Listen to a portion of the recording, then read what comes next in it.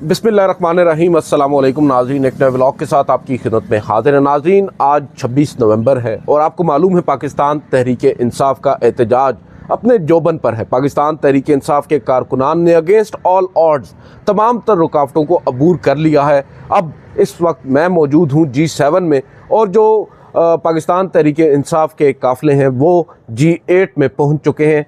सिर्फ चंद कदमों की मसाफत पर G8 में इस वक्त पाकिस्तान तहरीक इंसाफ और पुलिस के दरमियान शदीद झड़पें हो रही हैं। मैं अभी वहाँ से आ रहा हूँ, सांस लेना मुहाल हो रहा था और यहाँ पर जिस जगह इस वक्त मैं मौजूद हूँ, शेलिंग इस कदर ज़्यादा की गई है कि आंखों में अब भी आप फील कर सकते हैं, सांस लेने में दुश्वारी का सामना करना पड़ सकता है। और दूसरी जानिब हम देख रहे हैं कि पाकिस्तान तहरीक इंसाफ के कारकुनान जो निहत्ते नज़र आते हैं, मोस्टली ज़ाहिरी बात है बहुत से ऐसे हैं जो अपने डिफेंस में हाथों में डंडे लिए हुए भी हैं, मगर मोस्टली ऐसे कारकुनान हैं जो सिर्फ उस कारवां के साथ, उस काफ़िले के साथ आए हैं जिसे बुशरा बीबी लीड कर रही हैं। और इसमें हम ये देख रहे हैं कि पाकिस्तान तहरीक इंसाफ के जो कारकुनान हैं वो पीछे हटने को तैयार नहीं हैं।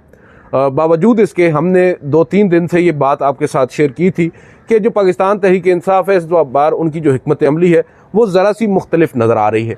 वो अब की बार अपनी जो तमाम तर एनर्जीज़ हैं उनको एग्जॉस्ट करने की इरादा नहीं रखते, बल्कि वो ये समझते हैं कि उन्हें इंतज़ार करना है उन तमाम तर काफ़िलों का जो इस्लामाबाद में पहुँचेंगे। जब पहुँचेंगे तब वो भी यहाँ पर निकलेंगे जो मकामी कारकुनान होंगे। और इसी तरह रात को हमने देखा कि किस तरह कारकुनान अपने घरों से निकल आए और तमाम तर रुकावटें जो लगाई गई थी, जिससे मैं समझता हूँ कि माँ सिवाय इस्लामाबाद और जुड़वा शहरों के शहरियों को मुश्किलात का सामना करना पड़ा, इसके अलावा किसी को कोई मसला नहीं। जिनके लिए खड़ी की गई उन्होंने तो जैसे कागज़ के टुकड़े होते हैं इस तरह कंटेनर उठाकर साइड पर कर दिए, जो नहीं हट रहे थे उन्हें आग लगा दी। तो ये सूरत हाल थी। रात को हमने देखा पहले जो आप कह सकते हैं 26 नंबर पर 20 से 25 मिनट हार्डली जो आपकी फोर्सेस हैं वो उनको इंगेज कर सकी हैं। उसके बाद फिर उन्हें रिटेलिएट करना पड़ा और हमने देखा कि जो पुलिस एहलकार थे उन्हें वहाँ से अपनी जान बचाकर भागना पड़ा। जो मॉब था, जो पाकिस्तान तहरीक इंसाफ के कारकुनान थे, उनमें गम व गुस्सा इस कदर शदीद था कि वो पीछे हटने को तैयार नहीं थे।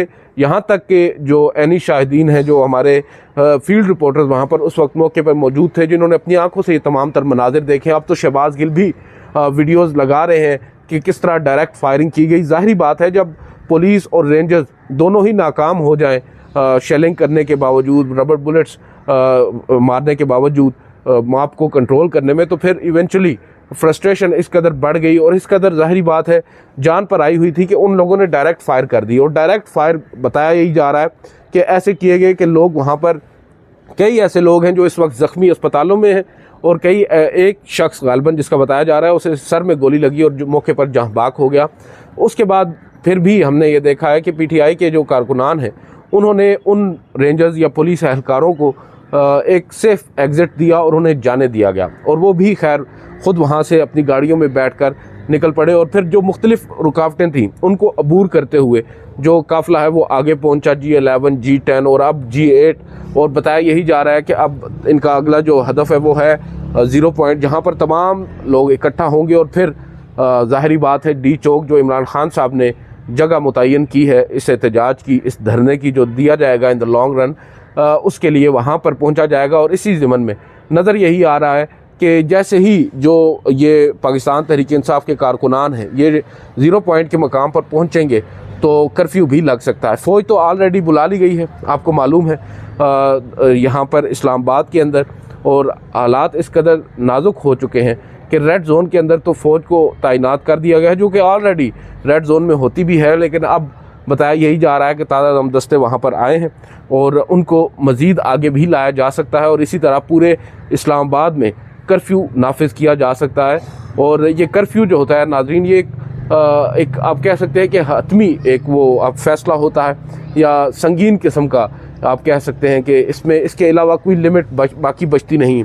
लास्ट आपके पास रिजॉर्ट अगर है तो वो कर्फ्यू ही है। और कर्फ्यू आप जब नाफिज कर दें तो फिर ये आपके पास एक होता है कि यार कम से कम फ़ौज के साथ डायरेक्टली कोई भी जो मॉब है या कारकुनान है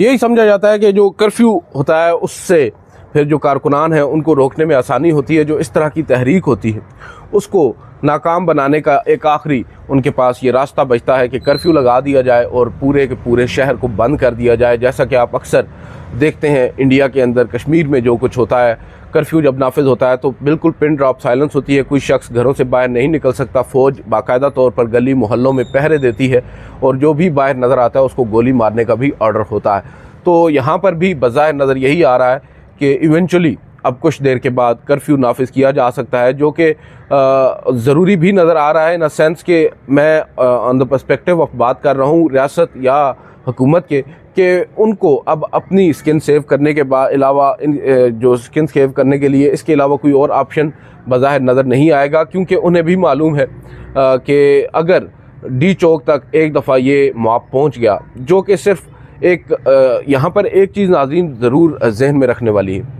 कि ये आम कोई मॉब नहीं है, ये कोई सियासी एक तरह से लॉन्ग मार्च नहीं है जो बड़े पुरअमन तरीके से आ रहा है एक जगह पर, उसको बताया गया है कि आपने यहाँ पर आकर बैठना है और वो वहाँ पर जाकर बैठ जाएगा, उसको किसी किस्म की मज़ाहमत का सामना ऐसा नहीं है कि उसे किसी किस्म का मज़ाहमत का सामना नहीं करना पड़ा। अब सूरत हाल यहाँ पर मुख्तलिफ है। ये वो मॉब है जो पीछे से तो बड़े पुरअमन अंदाज में निकला है, मगर जैसे ही इस्लामाबाद की हदूद में दाखिल हुआ है उसको मज़ाहमत का सामना करना पड़ा है, भारी शेलिंग का सामना करना पड़ा है, फायरिंग का सामना करना पड़ा है, पथराव, लाठीचार्ज, सब कुछ आप जो कह लें।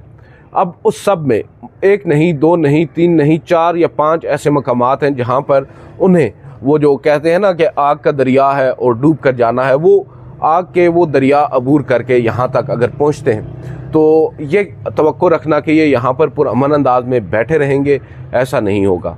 बज़ाहिर हुकूमत को भी इस बात का अंदाज़ा है कि जिस कदर ये मॉब गुस्से में है, और गुस्सा भी हमारी ही रियासती पॉलिसियों का है, जो रियासती पॉलिसियाँ हैं उन्होंने ही इस मॉब को, इस क्राउड को इस कदर गुस्सा दिलाया है कि अब वो सिर्फ डी चौक पर इक्तफ़ा नहीं करेंगे। अगर उन्हें ये यकीन होता कि पाकिस्तान तहरीक इंसाफ के कारकुनान आज भी डी चौक पर जाकर अगर इन्हें जाने दिया जाए तो ये वहाँ पर जाकर सुकून से बैठ जाएंगे, तो ऐसा उन्हें मालूम है कि ऐसा होगा नहीं। इवेंचुअली इन लोगों ने रुकना नहीं है, इन्होंने आगे बढ़ना है। इन्होंने, जैसा कि आपको याद है, 2014 के धरनों में भी पीटीवी, आज भी केसेस चल रहे हैं, पीटीवी हमला केस हो, पार्लिमान में जाने की कोशिश हो, और ये तमाम तर मिसालें हमारे पास मौजूद हैं। और जो हुकूमत है उसको भी अंदाज़ा है कि अब की बार उनके साथ क्या कुछ हो सकता है, और वो किसी भी तरह का रिस्क लेने को तैयार नहीं है। अब की बार जो ज़्यादा मुश्किल सूरत हाल हुकूमत को दो चार है, जो वो ये है कि ये हुकूमत एक लेजिटिमेट गवर्नमेंट भी नहीं है। ये वो हुकूमत है जो फार्म 47 की इलास्टिक की शलवारों पर इस वक्त पार्लिमान में बैठी है। पार्लिमान में बैठकर आइन का ही जो आप कह सकते हैं बुनियादी ढांचा है उसको तब्दील करने के दर पे है। दर पे क्या, बल्कि अब तो उन्होंने कर भी लिया है। बहुत सी ऐसी चीज़ें हैं जो हम देख रहे हैं जो कि गैर मामूली हैं, और वो सिर्फ इस वजह से कि अपनी स्किन को सेव किया जाए। मालूम तो उनको है कि वो जो मैंडेट लेकर यहाँ पर बैठे हैं वो मैंडेट दरअसल उनका नहीं है, वो एक इलेजिटिमेट गवर्नमेंट है। और इस बात को आप कह सकते हैं अपने इस टेन्योर को सिक्योर करने के लिए वो अब इस तरह के इक़दाम कर रहे हैं। पहले 26वीं आइनी तरमीम की गई और फिर मुख्तलिफ दीगर कवानीन के अंदर भी तरामीम की गई, एक्सटेंशंस दी गई।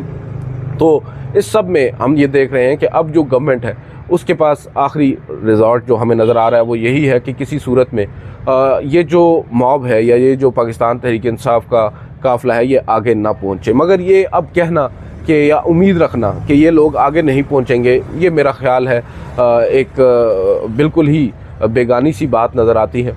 जो लोग वो तमाम तर रुकावटें अबूर करके यहाँ तक पहुँच चुके हैं और अभी भी शेलिंग का सामना कर रहे हैं, मेरी आवाज़ से आपको अंदाज़ा होगा किस कदर यहाँ पर इस वक्त हवा में भी हमें महसूस हो रही है शेलिंग। और जो लोग हैं वो अभी यहाँ से थोड़े से फासले पर हैं और जो कारकुनान हैं वो आगे बढ़ेंगे।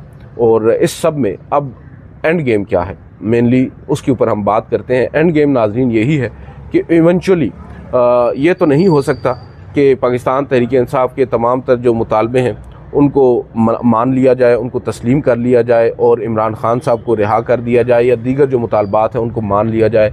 ऐसा तो रियासत कभी भी नहीं करेगी। हाँ, रियासत अगर ऐसा करेगी तो फिर उनको ये मालूम है कि वो बहुत ही कमज़ोर पोजीशन पर चले जाएंगे और फिर कल को उनके लिए इस गवर्नमेंट में बैठना या इक़्तिदार में बैठना मुश्किल हो जाएगा, क्योंकि उनके पास एक रिट जो है वो ही नहीं रहेगी। वो अपने ही फ़ैसलों पर जो चाहे वो ठीक हो या गलत हो अमल दरामद नहीं करवा सकेंगे तो उनके पास कोई जवाज़ नहीं बाकी बचेगा इक़्तिदार में रहने का। तो वो ये तो कभी नहीं करेंगे कि उनके तमाम तर मुतालबात को मिनवन तस्लीम कर लें। हाँ, ये ज़रूर है कि कुछ लचक दिखाई जा सकती है। मुज़ाकरात एक जानिब हो रहे हैं, जो कहा जा रहा है रात को भी हो रहे थे और मोहसिन नकवी साहब के मुताबिक नाकाम भी हुए, और फिर उसके बाद उन्होंने ही इशारा दिया, बताया जा रहा है कि कर्फ्यू लगाने का। तो उन्हें नज़र तो आ रहा है कि जो कुछ वो एक्सपेक्ट कर रहे थे पाकिस्तान तहरीक इंसाफ का क्राउड उससे बहुत ज़्यादा निकला है। और अभी बताया यही जा रहा है, जो हमारी PTI के लोगों से बात हो रही है वो कह रहे हैं कि अभी तो पार्टी शुरू हुई है, अभी तो लोग और भी आएंगे, और अभी रावलपिंडी और इस्लामाबाद के जो मकामी शहरी हैं वो भी घरों से दोबारा निकलेंगे, और फिर देखते हैं कि गवर्नमेंट हमें कैसे रोकती है। वो लोग अब भी काफ़ी पुरजोश हैं, और इस बार ऐसा भी नज़र नहीं आ रहा जैसा लास्ट टाइम हुआ था कि अली अमीन गंडापुर साहब at the 11th our side पर हो गए थे और फिर 12 दरिया अबूर करके या 8 दरिया अबूर करके वापस अपनी राजधानी में पहुंचे थे। अब की बार वो अगर चाहें भी तो ऐसा मुमकिन नहीं है। उनके कारकुनान इस वक्त काफ़ी गम गुस्से का शिकार हैं और वो उन्हें भी पीछे हटने नहीं दे रहे, और इसी तरह दीगर भी जो मकामी या ओवरऑल रहनुमा है मरकज़ी, उनके साथ भी यही मसला दरपेश है। वो लोग भले ही कमज़ोर हों, भले ही उन्होंने कुछ एश्योरेंसेस करवाई हों, मगर ये जो इस वक्त पाकिस्तान तहरीक इंसाफ का क्राउड है ये इमरान खान साहब की कॉल पर बाहर निकला है, और वो इमरान खान साहब की ही कॉल पर घरों में जाएगा या लौटेगा। अब यहाँ से ये चीज़ कह देना कि कोई एक सियासी रहनुमा आकर कहे कि ये लोग घरों को लौट जाएं, तो ऐसा भी मुमकिन नज़र नहीं आ रहा। तो ये अब एक तरह से लीडरलेस क्राउड है, और इस क्राउड को कंट्रोल करना एक सूरत में आप कह सकते हैं मुमकिन होता कि इसकी तादाद कम होती। हाँ, लेकिन तादाद जो है वो बढ़ती ही जा रही है। अब ख़ुद मान रहे हैं 30,000, 40,000, 50,000 जो एजेंसीज़ की रिपोर्ट्स हैं उनके मुताबिक कि इतने लोग हैं, और वो रिपोर्ट्स ऑब्वियसली आपको मालूम है उनमें बहुत सा फ़र्क होता है। असल में कितने हैं वो आप भी अंदाज़ा लगा सकते हैं। जो वीडियोज़ हैं वो आप देख रहे हैं किस कदर लोग हैं। और पुलिस के लिए, जैसा कि कल मैं बात कर रहा था, असद अली तूर भी मेरे साथ थे, कि पुलिस जो है वो ये ख़ुद तस्लीम करती है कि अगर 10,000 का मॉब सामने आ जाए और हमारे पास भारी नफरी हो पुलिस की, तो हम उस मॉब को कंट्रोल नहीं कर सकते, क्योंकि हमारे पास असला नहीं होता। हम डायरेक्ट फायर तो कर नहीं सकते, एक हद तक हम शेलिंग के ज़रिए उनको रोक सकते हैं, मगर अगर वो रुकने को तैयार ना हो और उन्होंने आगे ही बढ़ना हो तो हम उन्हें इस हवाले से रोक नहीं सकते। तो ये कह देना हुकूमत की जानिब से, या ये कल तक आप देखें, मुझे आज हंसी आ रही है उन तमाम तर पाकिस्तान मुस्लिम लीग नून के रहनुमाओं पर, जो उनके वज़ीर इत्तलात हैं या मुशीर इत्तलात हैं, चाहे वो पंजाब के हों, अज़मा बुखारी हों या अता तारड़ हों या दीगर जो काबीना के लोग हैं, किस तरह मज़ाह का खेज़ अंदाज में ये कह रहे थे कि देखें इमरान की कॉल पर कोई निकला नहीं है, ये फ़ाइनल कॉल थी, और फाइनल कॉल पर भी इमरान खान के कहने पर घरों से कोई कारकुन पाकिस्तान तहरीक इंसाफ का नहीं निकला। तो आज वो कहाँ है, आज वो क्या कहेंगे? जब इमरान खान की कॉल पर कोई नहीं निकला तो इस्लामाबाद के तमाम तर जो रुकावटें हैं वो भी हट गई हैं, और कारकुनान इस वक्त इस्लामाबाद के दिल में मौजूद हैं, शहर इक़्तिदार। नाज़रीन, ये कोई मामूली बात नहीं है, और ये तब निकले हैं जब पूरे मुल्क को बंद किया गया है। आप अंदाज़ा लगाएं, हम जो पहले दिन से ये बात कर रहे थे कि ये हुकूमत इस कदर नालायक है, ये हुकूमत इस कदर नाअहल है कि उन्होंने एक एहतजाज जो अभी हुआ ही नहीं है उसको शुरू होने से पहले ही कामयाब बना दिया है, पूरे मुल्क को बंद करके। मोटरवेज़ पाकिस्तान की तारीख़ में नाज़रीन पहली दफ़ा बंद हुई हैं। आम जो शहरी है, कारकुन को छोड़ दें, पाकिस्तान तहरीक इंसाफ को छोड़ दें, किसी सियासी जमात को छोड़ दें, मैं आम शहरियों की बात कर रहा हूँ, वो इस कदर मुतासर हुआ है, इस कदर उसको परेशानियों का सामना करना पड़ा है। मैं बात करूँगा शहर इक़्तिदार की, रावलपिंडी की, कि जो लोग हैं उनके घर सौदा सल्फ ख़त्म हो चुका है, मंडियों तक रसाई नहीं है, सौदा सल्फ आ नहीं रहा, और अब वो जो गुस्सा है, वो जो फ्रस्ट्रेशन है, वो अगेंस्ट गवर्नमेंट निकलेगी। और ज़ाहिरी बात है बहुत से ऐसे भी लोग आज इस तहरीक का हिस्सा बनेंगे, इस पाकिस्तान तहरीक इंसाफ के काफ़िले का हिस्सा बनेंगे, जो पाकिस्तान तहरीक इंसाफ के हैं भी नहीं, मगर इस रियासत के जो फ़ैसले हैं, इस रियासत की जो नालायकियाँ हैं, उनके सबब अब उन्हें भी आना होगा, और वो लोग भी इस तहरीक का हिस्सा बन चुकेंगे। और मैं ये समझता हूँ कि ये अब महज एक सियासी तहरीक नहीं रही। पाकिस्तान तहरीक इंसाफ, आप उनकी पॉलिसियों से लाख इख्तलाफ करें, पाकिस्तान तहरीक इंसाफ ने रात को जो कुछ किया उसमें बहुत से ऐसे भी अवामिल हैं जिनकी मजम्मत भी होनी चाहिए। ये बात नहीं है कि वो जो कर रहे हैं बिल्कुल दुरुस्त कर रहे हैं, मगर जो उनके साथ हो रहा है उसको भी तो जस्टिफाई नहीं किया जा सकता। अब इस पूरी सूरत हाल में हम देख रहे हैं कि वो एक फिनोमेना के तौर पर सामने आई है और उसने अगेंस्ट ऑल ऑड्स रियासत को घुटने टेकने पर मजबूर कर दिया है, रियासत को पीछे हटने पर मजबूर कर दिया है। और अब मैं समझता हूँ कि ये हाई टाइम है, ये पीक टाइम है कि रियासत जो है वो संजीदगी के साथ इमरान खान के साथ मुज़ाकरात करे, उनके साथ बात करे। और ऐसा नहीं है कि जो मुज़ाकरात हैं वो बस फॉर द सेक ऑफ मुज़ाकरात हों, कि लोगों को बताया जा सके, ऑप्टिक्स के तौर पर दिखाया जा सके कि हमने सिंसियरिटी के साथ इमरान के साथ बात की और उसने इनकार कर दिया। आप अगर वो इनकार करता भी है तो ख़ुद को ज़रा पीछे लेकर आएँ, लचक दिखाएँ और फिर मामलात को तय करें, वगरना आपकी ज़िद और अना के जो सबब पाकिस्तान जो है वो मज़ीद किसी भी नुकसान का मुतहम्मल नहीं हो सकता। आपको होश के नाखुन लेना होंगे।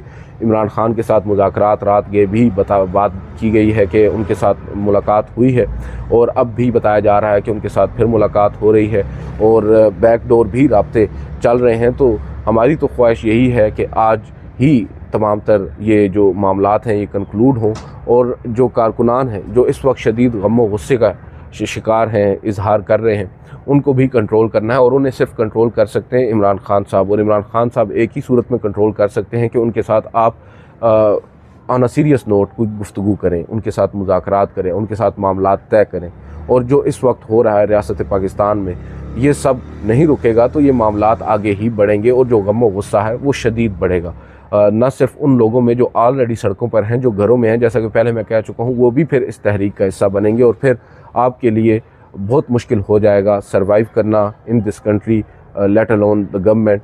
और ये बात अब समझने की ज़रूरत है। हम देख रहे हैं ओवरऑल जो सिचुएशन है वो हुकूमत के तो कंट्रोल में नहीं रही, मगर दूसरी जानिब पाकिस्तान तहरीक इंसाफ की जानिब से जो एहतजाज किया जा रहा है, इसमें अब मेरे अभी कुलीग्स हैं जो रात को 26 नंबर चुंगी पर मौजूद थे, वो बता रहे हैं कि मीडिया की जो गाड़ियां हैं उन पर डायरेक्ट हमला किया गया है पाकिस्तान तहरीक इंसाफ के कारकुनान की जानिब से, शीशे तोड़े गए हैं, इवन जो मीडिया वर्कर्स हैं उनको मारा गया है और मीडिया वर्कर्स वहां से अपनी जान बचाकर भागे हैं। और वो मेरा जो दोस्त है जो मुझे ये बता रहा है, मैं उसका नाम नहीं लूँगा, वो ख़ुद पाकिस्तान तहरीक इंसाफ के साथ हमदर्दी रखता है। वो ख़ुद ये समझता है कि पाकिस्तान तहरीक इंसाफ के साथ ज़्यादती हो रही है, मगर सिर्फ इस वजह से कि टीवी चैनल्स की पॉलिसीज़ आपको पसंद नहीं है, टीवी चैनल्स जो हैं वो आपको कवरेज नहीं दे रहे। इसका मतलब ये नहीं है कि जो आम वर्कर है, मीडिया वर्कर है, आप उसको उसकी जान को ख़तरे में डालें या उसको आप थ्रेटन करें। वो महज अपनी जॉब कर रहे हैं, चाहे वो कैमरामैन हों, चाहे वो रिपोर्टर्स हों, चाहे वो इंजीनियर्स हों जो गाड़ियाँ DSNGs के साथ होते हैं, वो लोग अपनी जॉब्स कर रहे हैं। आपको रिस्पेक्ट करना चाहिए उनका, उनकी जॉब का। और वजह यह है कि क्योंकि वो भी आप में से हैं, वो भी कोई एलीट में से नहीं है, वो भी आपकी तरह आम शहरी हैं। अगर आज वो मीडिया में वहाँ उस दफ्तर में या किसी एक चैनल में नौकरी ना कर रहे होते तो हो सकता है उनमें से आधे आपके इस काफ़िले का हिस्सा होते। तो आपको ये बात भी सोचनी चाहिए कि इस बेशक आपका गुस्सा जायज़ होगा, मगर उस गुस्से में आप अपने ही लोगों को तो कम अज़ कम नुकसान ना पहुँचाएँ। आम शहरियों को आपको नुकसान पहुंचाने का कोई हक नहीं है। और इसमें किरदार लीडरशिप का है पाकिस्तान तहरीक इंसाफ को। ये बात अपने कारकुनान को समझाना होगी, बताना होगी कि भाई हमारी अगर लड़ाई है तो कुछ लोगों के साथ है जो हुकूमत में है, जो इक़्तिदार में है, मगर पर्सनल जब आप होंगे और आप हर शहरी को ही नुकसान पहुंचाएंगे तो इवेंचुअली आपका जो अपना नैरेटिव है वो कमज़ोर पड़ेगा। बहरहाल देखते हैं, आपसे अगली वीडियो मुलाकात करेंगे। इजाज़त दीजिए, अल्लाह हाफ़िज़।